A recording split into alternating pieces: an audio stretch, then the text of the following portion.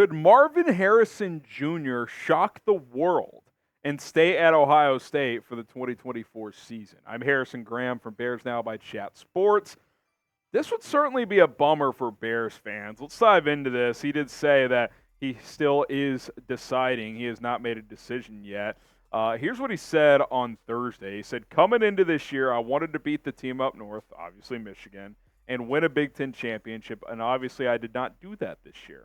I think there's a great motive to come back if that's what I decide to do. Now, I want Marvin Harrison in Chicago.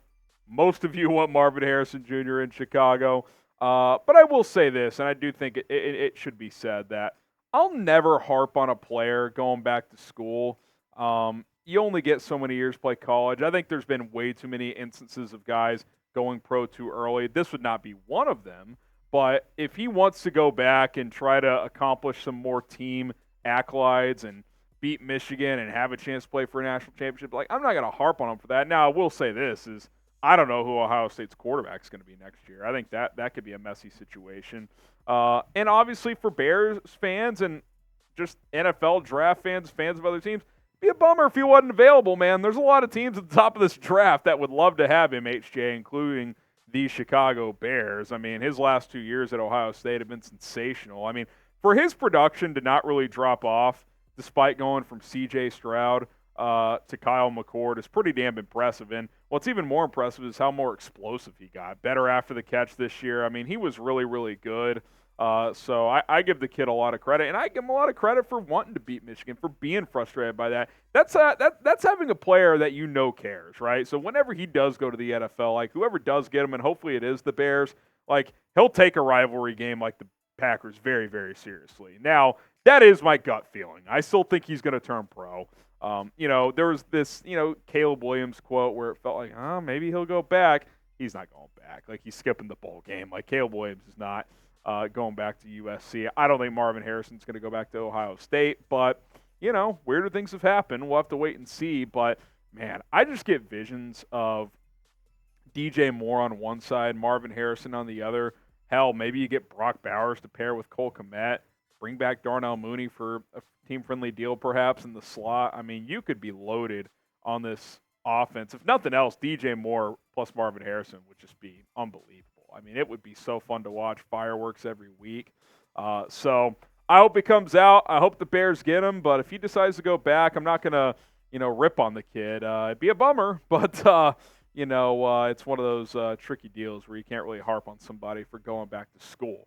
Now, if you're with me and you want Marvin Harrison Jr. in Chicago, hit that like button. Like this video if you want to get MHJ on the Bears. I mean, doesn't he just look like a Bear? You put him in a Bears jersey, I mean, that's just going to hit different. So hit that like button if you want to see MHJ in Chicago.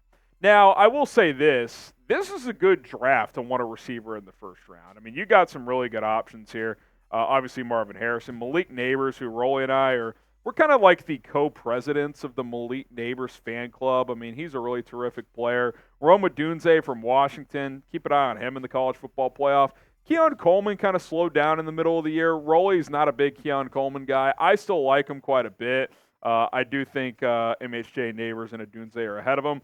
And then Brian Thomas Jr., Neighbors' teammate, is terrific. I mean, you think about some of these recent LSU teams, they've had multiple draft guys on a lot of these teams. You go back to the Justin Jefferson and Jamar Chase year. That team had Terrace Marshall on it as well. Now you got Neighbors and Brian Thomas, who's very good. This draft is loaded at receiver. That's just 5 guys. I mean, there's up to 6 or 7 that could go in the first round alone, and it would not shock me at all if through 3 rounds, 20 to 25 receivers got drafted. I mean, it is just loaded, especially in comparison to last year. So, yes, I'm all in on Marvin Harrison. I'd like to get him here, but it's not MHJ or bust at receiver. There's other really good players and guys that you could land if you do want to pair someone with DJ Moore.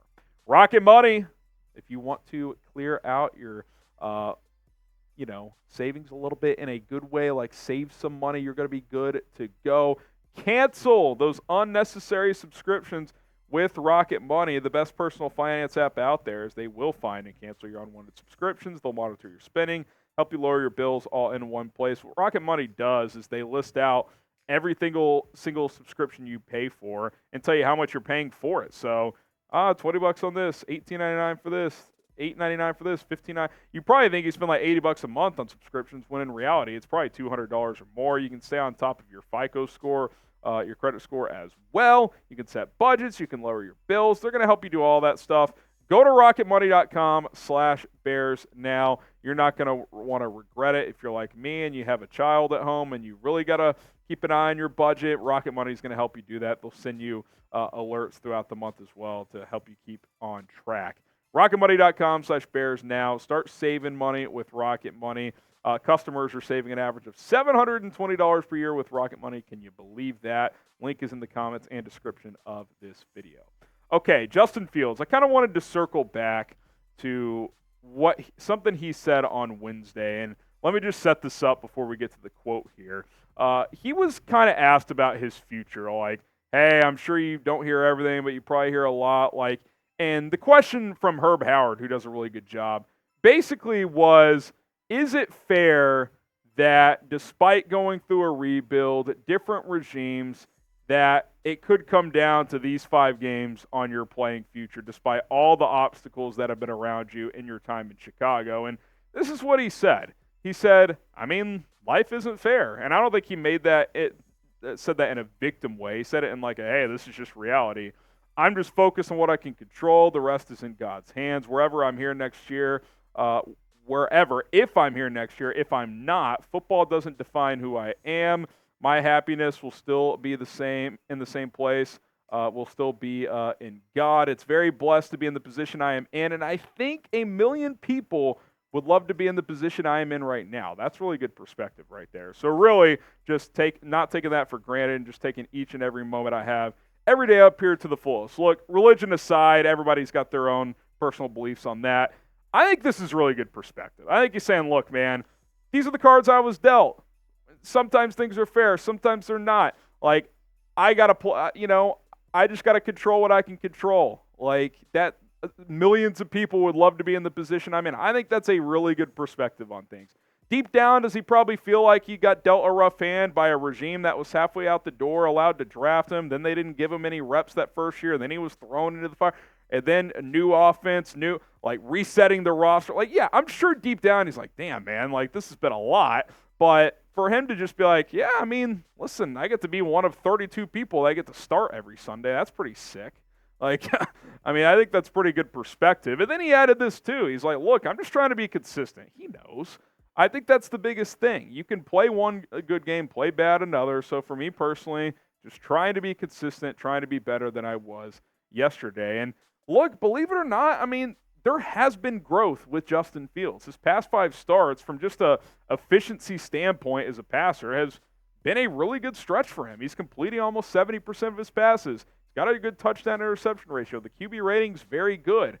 But, as we know, it goes beyond that. It's playing well in the clutch, closing games, limiting sacks, eliminating these fumbles that have been a problem, and ultimately winning games. I mean, that's, that is the ultimate. Life isn't always fair. It shouldn't always be on the quarterback, and QBs or wins are not a QB stat. But like, at the end of the day, the great QBs win, right? So fair or not, like, he's gonna have to impress this team by winning these games. I mean, that's just probably what it's going to come down to. So, got Detroit this week. Great opportunity against a team he should have beat a couple weeks ago.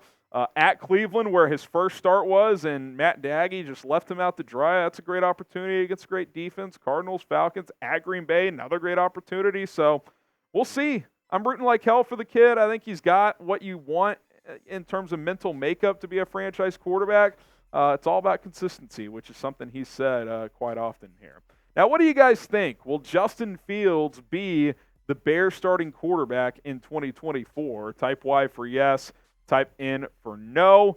I'd like to see it happen, because that probably means he's earned it, and I'd like to see that be the case. It feels 50-50 right now, so we'll see how the next few weeks go.